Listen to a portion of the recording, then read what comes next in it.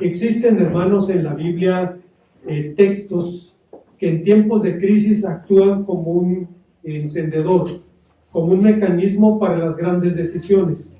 El doctor José Borrás, un ex sacerdote español, también director del Seminario de Madrid,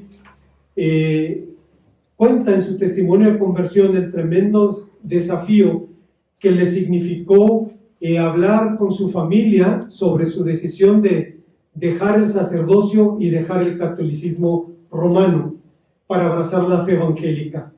Era la España de Franco, eran los días en los que el dictadorzuelo se pavoneaba con el título de Generalísimo Francisco Franco, caudillo de España por la gracia de Dios. De modo que la reacción de una familia valenciana tan conservadora como la suya era predecible. Su madre le dijo en su propia cara que prefería verlo muerto, borracho por las calles, aplastado por el tren, antes de verlo protestante. Y como vio que su arenga no movía el corazón de su hijo, de rodillas y con los brazos en la cruz, le suplicó que por amor a ella no abandonara la fe donde lo había educado. Pero al ver una vez más que no movía su corazón, cambió de táctica y entonces se puso en pie y le señaló a la puerta de la calle y le dijo: hijo, tú sabes cuánto te amamos y que siempre fuiste bienvenido en este hogar, pero no podemos, si decides seguir con estas doctrinas, no queremos seguir en contacto con un protestante. Dice, si vas a seguir ahí es mejor que te vayas de la casa. Dice el hermano, yo no podía creer que mi propia madre, dice, yo era la luz de los ojos de mi madre, era el motivo de su orgullo y vanidad, le estuviera diciendo esas palabras. Dice, había una terrible lucha en su interior, y entonces recordó las palabras del pastor Beltrán, el hombre que le compartió el Evangelio, en un Nuevo Testamento que le había regalado, un Nuevo Testamento de bolsillo, y recordó las palabras de este salmo: aunque mi padre y mi madre me dejaran, con todo el Señor me recogerá. Dice, tuve que darme la vuelta, abrir la puerta y asumir las consecuencias de mi decisión. El Salmo 27 es uno de los signos de confianza de la Biblia. Responde a las emociones más perturbadoras que los seres humanos podemos experimentar. Responde al temor. Dicha respuesta hunde sus raíces en la fe y en la esperanza y tiene sus frutos en la confianza. Basados en este salmo, veamos ahora las dimensiones de esta confianza. Antes, hermanos, de pensar en las enseñanzas de este pasaje, quisiera decir una vez más que el hermano José Borrás es un personaje. La última vez que estuvo en México tuvimos la bendición de desayunar con él en la ciudad de León, mi esposa y yo, y era una delicia hablar con él. Siempre conservó su tipo de sacerdote. Era bajito, pero tenía una cara de sacerdote que no podía con ella, de sacerdote español, ¿no? Y era una persona muy, muy agradable. El hecho es que en algún momento, cuando él decidió abandonar el catolicismo, pues tuvo que enfrentar las consecuencias no solamente con su familia, sino también con el gobierno español. Como sacerdote había sido exentado del servicio militar y dice, tuve que hacerlo, siendo humillado públicamente, en privado, me abrían mi correspondencia, dice, me arrestaban bajo cualquier circunstancia.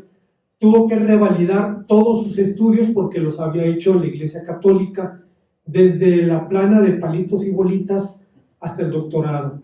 Tuvo que hacer todo esto en función de la tremenda decisión que había tomado de seguir a Cristo. Después, Dios le permitió pastorear en Madrid, le permitió ser rector en el Seminario Evangélico de España y también ser colaborador con la Casa Bautista de Publicaciones.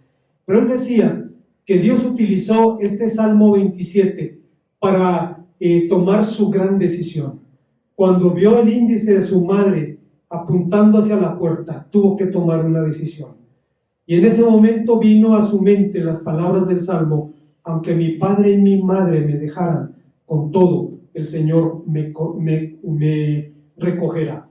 Este salmo, hermanos, es un salmo de confianza y hay cuando menos 3 enseñanzas que encontramos en él.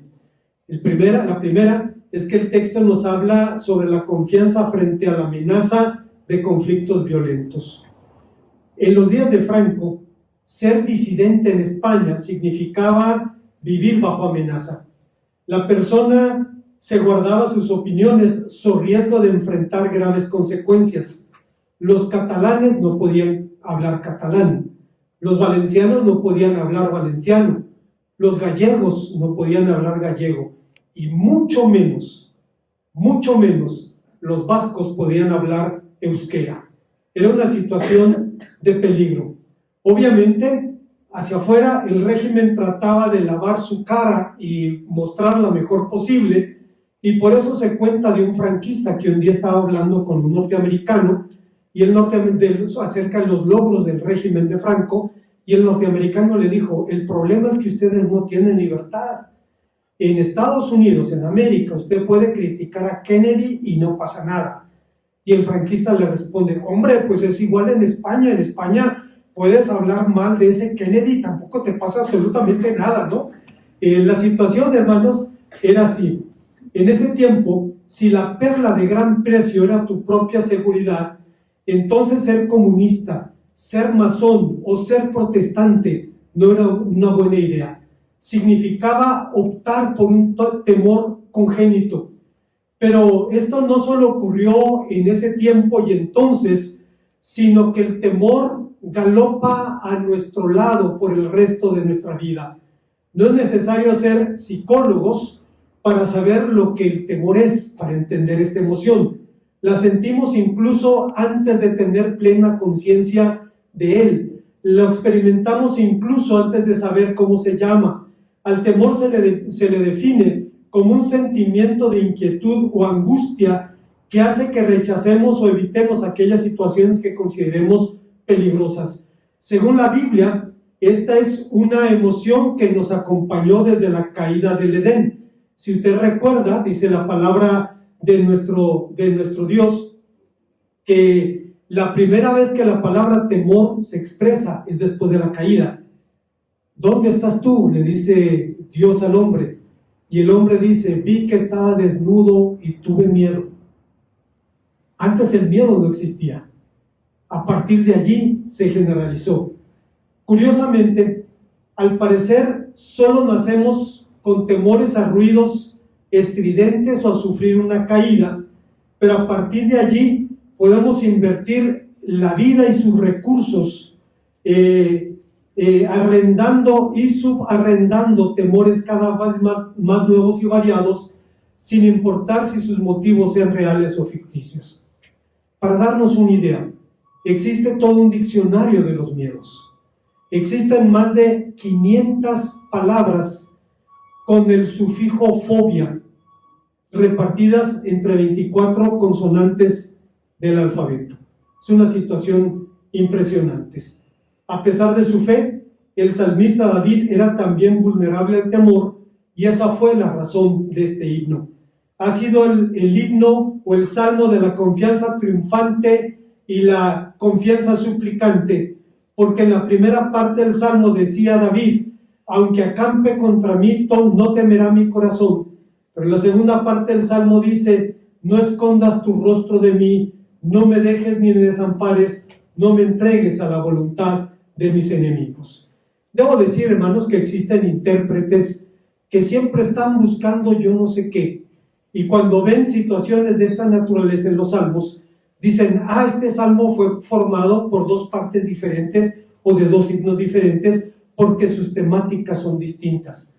Quien dice así no reconoce cómo son los sentimientos humanos, que pueden ir de una declaración de confianza a un asalto de temor y a una declaración de victoria otra vez.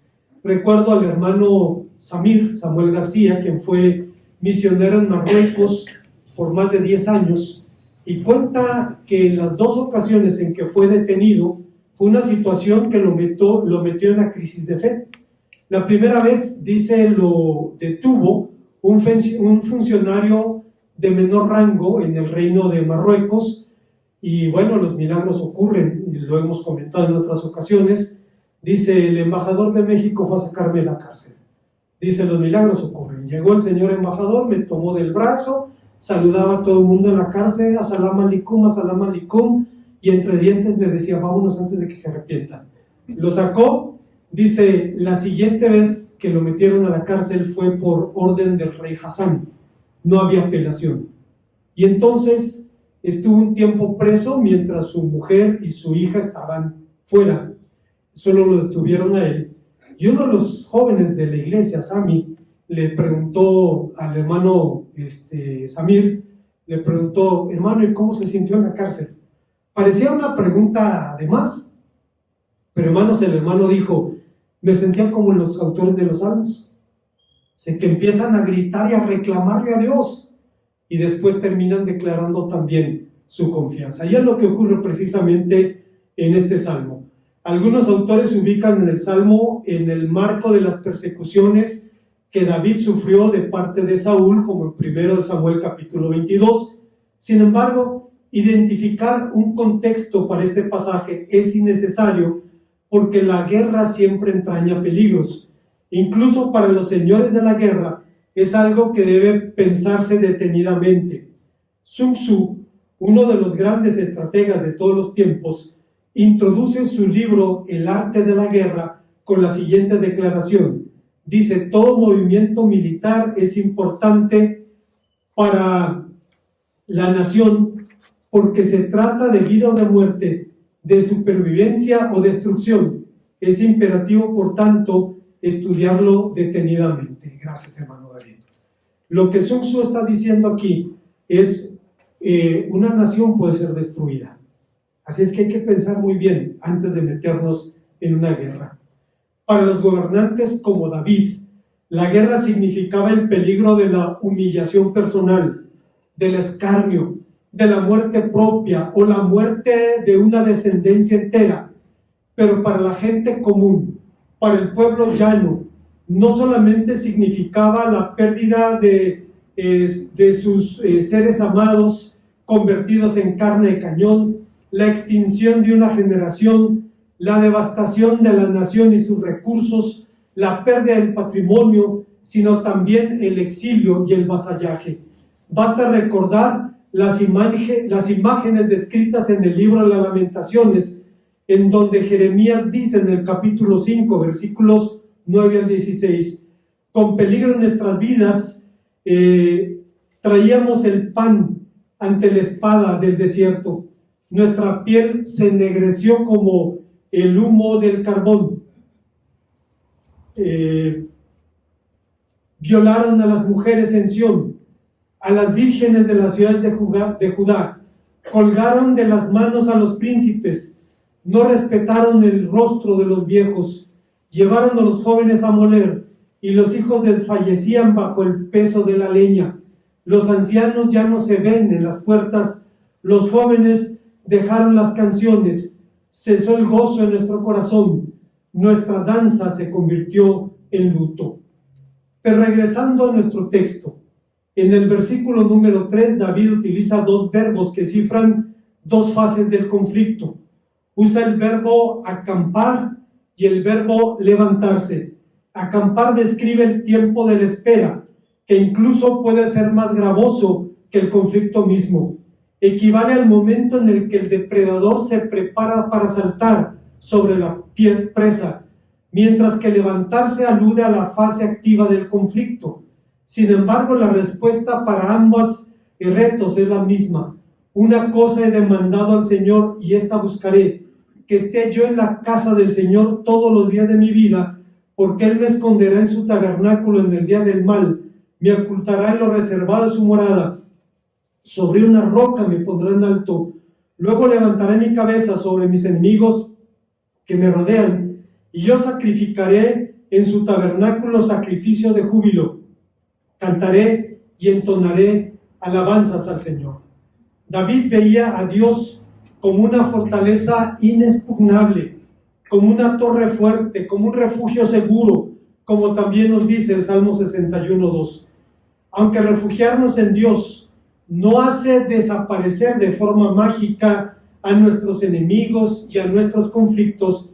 No obstante, nos ayuda a verlos con otros ojos, nos hace verlos como Dios los ve. Por lo anterior, Carlos Spurgeon decía: este es el objetivo apropiado para nuestros anhelos.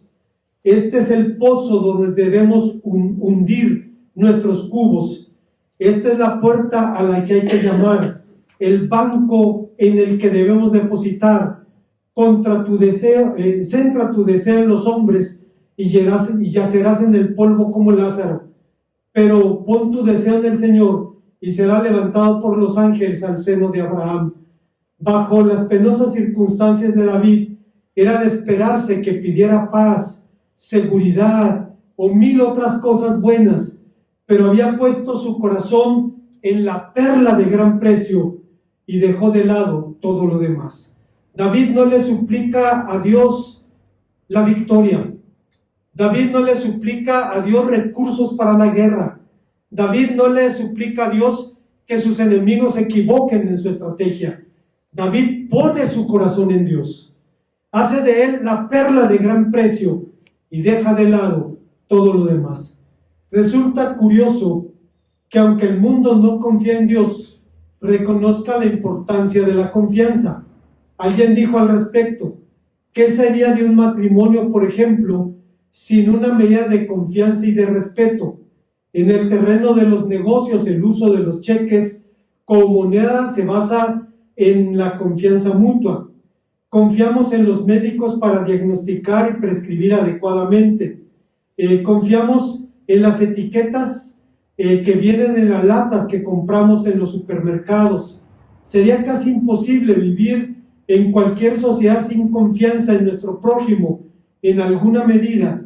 El peligro está cuando confiamos en el hombre y esperamos que él haga algo que solamente Dios puede hacer, despojando a Dios de su trono y sentándolo en el lugar de un simple mortal.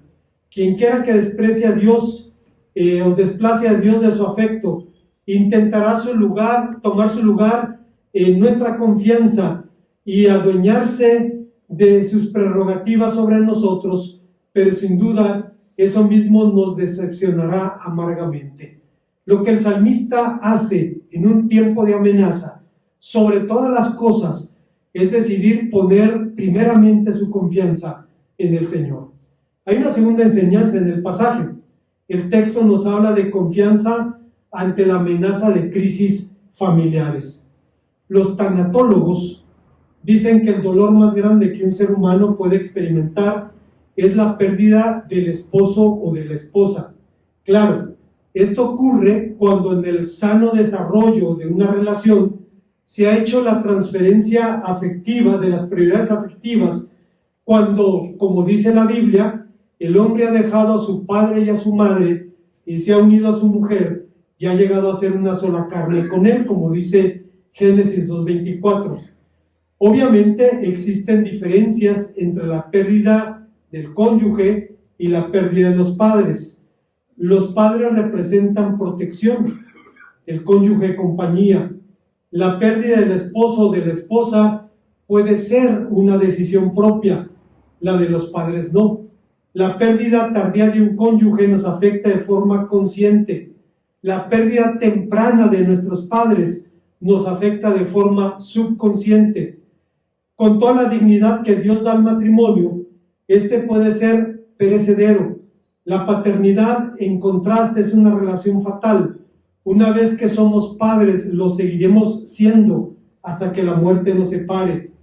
Pero para los hijos, la ausencia paterna equivale a secuestro emocional. Cuando una familia se separa, en la mayoría de los casos hay consecuencias negativas en el desarrollo de los hijos. Lo hemos visto en esta misma iglesia. Dependiendo de la edad y del nivel de desarrollo, los hijos pueden reaccionar ante la ausencia paterna de formas típicas. Los preescolares tienden a manifestar conductas regresivas, insomnio, rabietas, angustia por separación, regresión en hábitos de limpieza, estancamiento en el rendimiento escolar, temores fóbicos, el sentimiento de culpa. Es algo increíble que un niño pueda sentirse culpable cuando sus padres se divorcian. Es algo increíble cómo una criatura puede sentir eso, pero sucede. Los escolares muestran ira intensa contra uno de sus padres y pueden presentar cuadros depresivos que los llevan a la caída en su rendimiento escolar, en el deterioro de sus relaciones con sus compañeros. Los adolescentes son los que pueden sufrir a corto plazo y con mayor intensidad la soledad y la depresión, y pueden mostrarse en forma de fracaso escolar, conducta destructiva, consumo de drogas y violencia. Por sorprendente que parezca, los adolescentes y los jóvenes adultos mantienen vivos los recuerdos del divorcio de los padres, incluso 10 años después de haber ocurrido, lo que genera angustia respecto a sus propias relaciones y potenciales fracasos matrimoniales. Cuando alguien ha vivido eso, generalmente tiene miedo de casarse, porque sabe que las relaciones humanas son frágiles por definición. Pero es necesario puntualizar que David no está hablando aquí de un abandono real, porque si usted recuerda, sus padres nunca lo abandonaron. En su momento, David tuvo que separarse de sus padres. Cuando David empezó a perseguirlo, entonces llevó a sus padres con Nahash, rey de Moab, quien los protegió. Y ustedes recordarán que había una relación, curiosamente, de lealtad entre David y Nahash. Y en algún momento, cuando este hombre muere, David envía dos embajadores, para darle el pésame al hijo de Nahash. Y entonces los consejeros del nuevo rey le dicen: ¿tú crees que ha venido a consolarte? Ha venido a espiar la tierra. Y como el nuevo rey no estaba muy seguro, les administró media justicia. Les cortó la mitad de la barba y la mitad de la túnica, y los mandó así de regreso a su casa. Obviamente esa fue una declaración de guerra. A David nunca lo abandonaron. Él tuvo que esconder a sus padres en el extranjero, como hizo, por ejemplo, Francisco Villa con sus padres, mandándolos a La Habana. Cuando estaba la revolución, ellos se refugiaron en La Habana. Era un lugar relativamente seguro mientras estaba peleando en la revolución. David no fue el caso aquí. Sus padres no lo abandonaron. Plantea más bien una idea extrema, algo casi inimaginable, que un padre pudiera abandonar a su hijo. Y Dios mismo apela a este absurdo al preguntar: ¿podrá acaso olvidarse una madre del hijo al que dio a luz? Pues si una madre pudiera, yo no me olvidaré de ti. Hoy día sabemos que esto ocurre. No tenemos que estar de acuerdo con lo que creía la Madre Teresa, aunque sí con lo que hacía. Ella dijo en alguna ocasión: no aborten a sus hijos, dénmelos. Porque si una madre es capaz de matar a su propio hijo, entonces ¿qué clase de mundo nos espera? Bueno, ya lo estamos viendo. Al emplear uno de los sentimientos humanos más profundos como término de comparación, David atrae a Dios a una esfera simbólica en grado superior. El abandono de los padres engloba, pues, toda clase de crisis familiares que pueden enfrentarse, la pérdida de seres humanos en condiciones trágicas o inesperadas, el divorcio que demanda adaptarse a un proceso de duelo por un cadáver que goza de buena salud, las enfermedades intimidantes, el dolor por el dolor de la carne amada, los problemas económicos que pueden convertir en niebla la vida como la conocemos. Pero una vez más, David encuentra remedio a sus temores en una misma realidad. Dice: aunque mi padre y mi madre me dejaran, con todo el Señor me recogerá. Hay algo muy gráfico que David dice aquí. El verbo recoger, que es el verbo asaf, es el mismo verbo que se usa en el libro de Ruth para hablar de cómo Ruth abrazaba las gavillas para recogerlas. Es una expresión muy gráfica para hablar de la manera como Dios puede acercarse a nosotros en ese momento. Hay una tercera y última enseñanza en este pasaje. David está hablando de confianza y habla en tercer y último lugar en confianza frente a la amenaza de la injusticia. El salmista termina diciendo: no me entregues a la voluntad de mis enemigos, porque se han levantado contra mí testigos falsos que respiran crueldad. Es evidente que David no estaba pensando aquí comparecer ante la corte por un litigio formal. Desde hace mucho se sabe, hermanos, que este no es el mejor de los mundos posibles, y se sabe también que uno de los antros predilectos de la injusticia es precisamente el ámbito legal. En este mundo no se administra la justicia, se administra la legalidad. Son dos cosas diferentes. A veces tenemos que esperar la justicia en Dios. A veces tenemos que esperar que Él haga justicia, porque los hombres no pueden hacerlo, administran la legalidad. Dicen, la ley te permite llegar solo hasta este punto. Oye, pero es una injusticia. Así es. Tenemos que esperar la justicia en Dios. Por esta razón, se cuenta de una devota pareja de novios que se iban a casar, tuvieron un accidente de tráfico y murieron. Llegaron al cielo y le dijeron a San Pedro: estábamos a punto de casarnos, ¿es posible tener nuestra boda aquí? Sí, vamos a prepararla, le dice.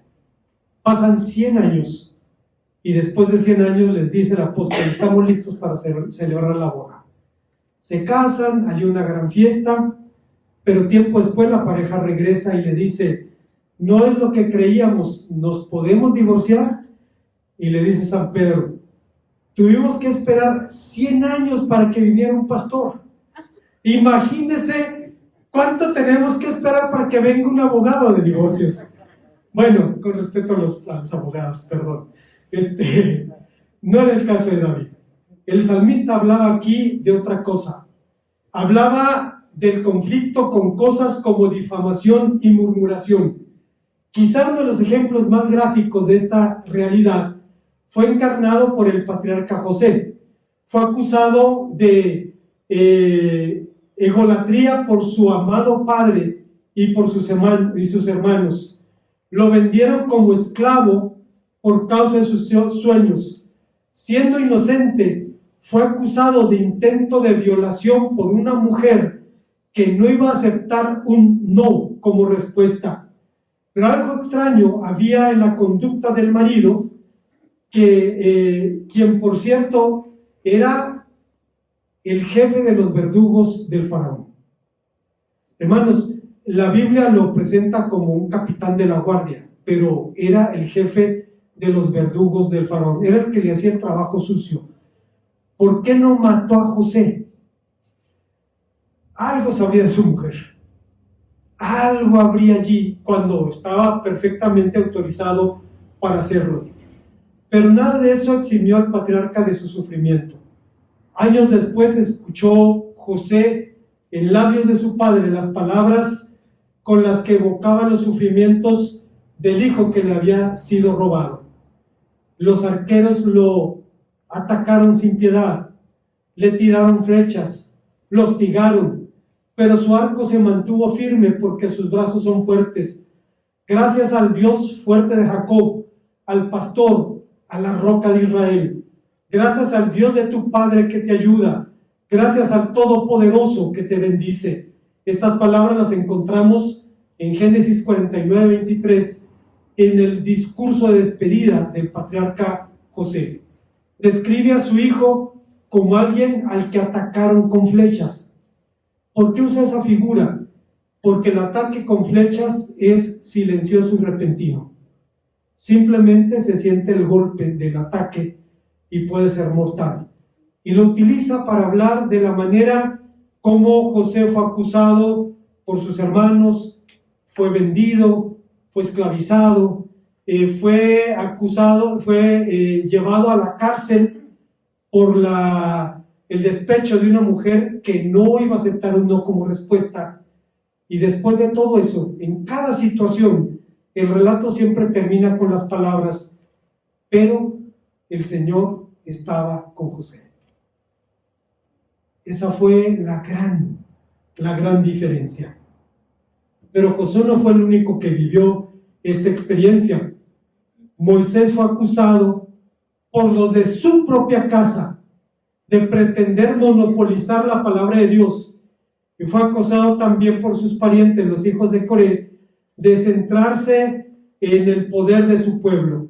De igual manera, en su momento David fue acusado por Simeí, hijo de Gera, de ser un asesino sanguinario y perverso, un ladrón de coronas. Si usted recordará el segundo libro de Samuel, capítulo 15, versículo 8, cuando David va huyendo de su hijo Absalón, algo sorprendente, porque Jerusalén era una fortaleza casi inexpugnable en la antigüedad. Es evidente que David quería evitar el conflicto, la guerra con su hijo, y entonces decide abandonar la ciudad de Jerusalén en una medida muy peligrosa, porque entre Jerusalén y el Jordán hay un declive de más de 1000 metros. Significaba tener que descender más de 1000 metros para encontrarse con un río que le cerraba el paso. Es una trampa mortal. Y eso lo supo uno de los consejeros de Absalón, Ahitofel, quien le dice: atácalo antes de que cruce el río, es la única posibilidad de ganarle. Y era cierto, tenía que hacerlo esa noche para atraparlo entre la pendiente y el río. Bueno, sucedió que Absalón desechó el consejo de Ahitofel y dejó escapar a David.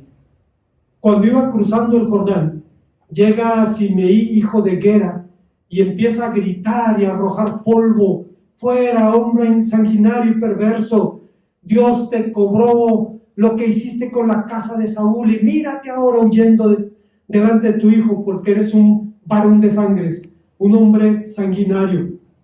Bueno, hermanos, si esto no fuera suficientemente malo, si no fuera suficiente que el hombre denigre a su semejante, creado a la imagen de Dios, todavía hay quien quiere envilecer a Dios mismo. Hay quien pone su boca contra el cielo y su lengua pasea la tierra, dice el Salmo 73. Quien quiere sentar a Dios en el banquillo de los acusados y culparlo por lo que hace o por lo que no hace, pero responsabilizarlo por todos los males del mundo. Hay personas que dicen: si Dios existiera, el mundo no sería así. Y si a mí me dieran la oportunidad de hacer un mundo, yo lo haría mucho mejor. Imagínese usted. Bueno, hermanos, qué de extraño hay entonces que David fuera blanco de ataques y calumnias. Si el propio Señor Jesús fue acusado de ser hereje, samaritano y endemoniado, ¿cómo podemos esperar mejor trato que el de él? Ante estas preguntas, ¿por qué la vida tiene que ser así? ¿Por qué yo? ¿O por qué a mí? Podemos responder parafraseando a Tomás de Kempis. Tomás de Kempis fue un monje de la Edad Media. Estuvo más de 70 años de su vida encerrado en el monasterio. Era amanuense, transcribió la Biblia varias veces, la conocía perfectamente y escribió un librito, hemos hablado de él en alguna otra ocasión, que se llama La imitación de Cristo. Si quiere leerlo, es una joya, vale la pena. Le va a costar unos 100 pesos el libro, o puedes cargarlo en PDF gratuitamente y es una joya. Era el libro devocional de Carlos Spurgeon, de Martín Lutero, de Juan Calvino. Todos ellos leían La imitación de Cristo. Lo escribió y nunca le puso su nombre. Y cuando encontraron su manuscrito, la pregunta fue: ¿quién pudo haber escrito esto? Y la respuesta es: nada más hay un candidato, Tomás de Kempis. Fíjense lo que él dice en uno de sus pensamientos. No hay otra vía para la vida o para la verdadera paz sino la de la cruz. Ve a donde quieras, busca lo que quieras y no hallarás camino más alto en la eminencia ni más seguro en la humillación sino el de la cruz. Dispone y ordena todas las cosas según tu parecer y solo encontrarás que tienes que padecer algo de bueno o de mala gana, pero siempre hallarás la cruz, sin importar si padeces dolores del cuerpo o del espíritu. A veces sentirás como si Dios te dejara, otras te perseguirá el prójimo, y lo que es más, muchas veces estarás en conflicto contigo mismo, y no serás aliviado ni hallarás consuelo hasta que Dios quiera. Porque Dios quiere que aprendas a padecer tribulación sin consuelo, para sujetarte totalmente a Él y aprendas a humillarte en la aflicción. Así que la cruz siempre te estará preparada a donde quiera que vayas. No podrás huir, pues a donde quiera que vayas te llevarás a ti mismo. Y si desechas esta cruz, hallarás otra que puede ser incluso más pesada. ¿Cómo piensas tú escapar de algo que ninguno de los mortales pudo escapar? ¿Cuál de los santos de Dios vivió en este mundo sin cruz y sin tribulación? Me impresionan las palabras de Tomás de Kempis, quien dice: si quieres escapar del sufrimiento, no podrás hacerlo, porque donde quiera que huyas, te llevarás a ti mismo. Llevarás tu fragilidad, llevarás tu condición. ¿Crees que vas a escapar de lo que nadie ha podido escapar? ¿Quién de los mejores hombres de Dios estuvo en este mundo sin cruz y sin tribulación? Como conclusión, hemos dicho en otras ocasiones, hermanos, que indudablemente existe un viejo romance entre el pueblo de Dios y el libro de los Salmos. Y las razones son evidentes. Curan nuestros dolores, celebran los motivos de nuestra alegría, cifran nuestra fe y proclaman también nuestra esperanza. La relación del pueblo de Dios con este libro ha sido tan singular que incluso algunos salmos han recibido nombres propios.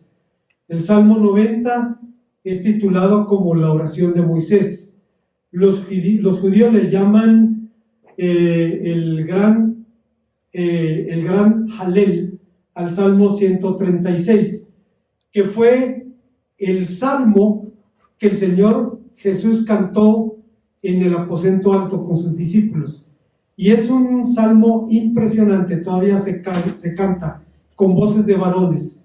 Es tremendamente conmovedor escucharlo, porque es escuchar lo que el maestro y sus discípulos cantaron esa noche en el aposento alto, de lo que nos habla Mateo 14:26.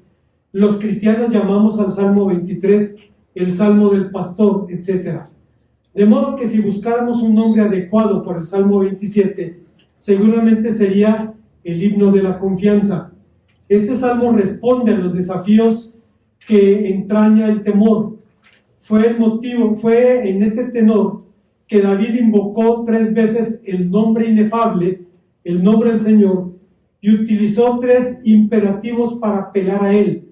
Aunque estrictamente hablando, el imperativo, la voz de mando, aquí David no estaba ordenando nada a Dios. Cuando le dice, óyeme, respóndeme, escúchame, estaba en su urgencia, en su profunda necesidad de auxilio. David dice, escúchame, ten misericordia de mí, respóndeme, no escondas tu rostro, no me apartes, no me dejes, no me desampares, enséñame, guíame, no me entregues a la voluntad de mis enemigos. Claro, David lo decía porque entendía que solamente Dios podía salvarlo de sus temores, pero también es cierto que sabía que el triunfo sobre el temor había una parte personal que le correspondía y era mantener su fe y su esperanza. En los versículos 13 y 14 dice, hubiera yo desmayado si no veré la bondad del Señor en la tierra de los vivientes.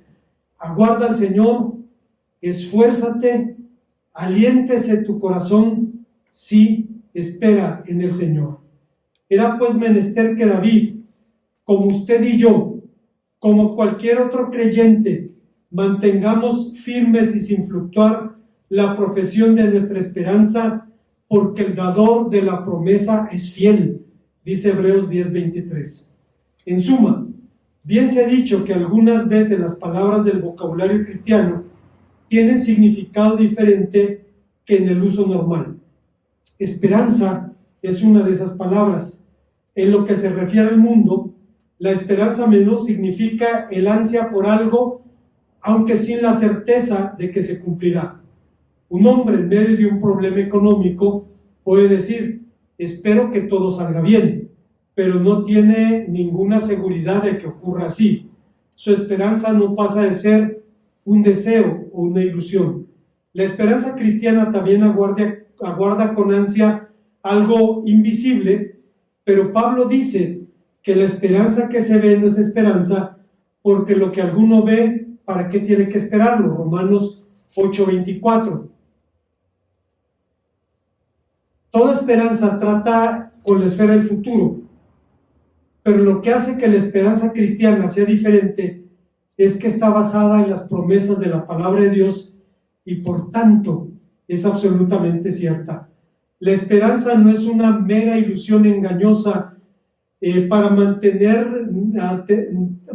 a flote nuestros ánimos y evitar avanzar ciegamente a un destino inevitable. Es fe que descansa en la palabra de Dios y vive en la seguridad presente de lo que Dios ha prometido. Pero la esperanza cristiana apunta mucho más allá que mera ayuda en situaciones de conflicto temporal. Apunta a la persona misma de Dios, al goce de la comunión con Él.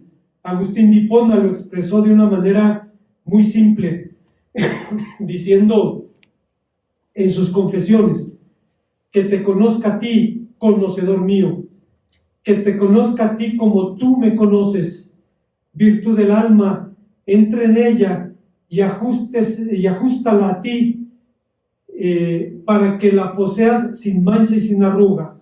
Así lo espero y deseo, y esto me da aliento y confianza de hallarte. Esta es la esperanza que me alegra, cuando mi alegría es legítima y verdadera. Las demás cosas de esta vida, tanto menos se han de llorar cuando más se las llora, y tanto más de ser lloradas cuando menos se las llora.